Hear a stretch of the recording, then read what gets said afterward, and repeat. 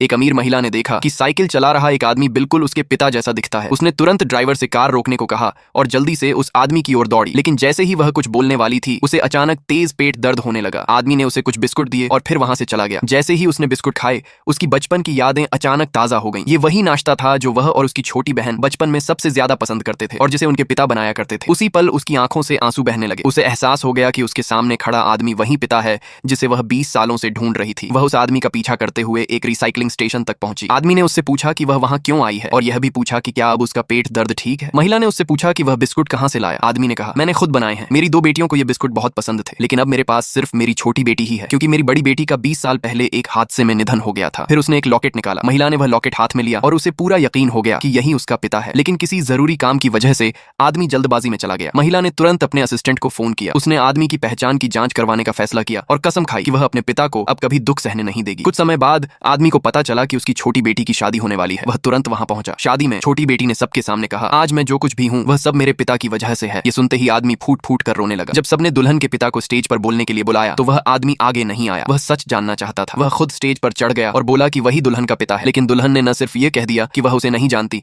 बल्कि यह भी कहा कि वह तो बस उसी गांव का एक भिखारी है। यह सुनकर आदमी का दिल पूरी तरह टूट गया। शादी में कोई रुकावट न आए, इसलिए दुल्हन उस आदमी को बाहर निकालने ही वाली थी। तभी उसी नाजुक पल में पूरे बैंक्वेट हॉल में एक आवाज गूंज उठी, मेरे पिता को छूने की हिम्मत कौन करता है।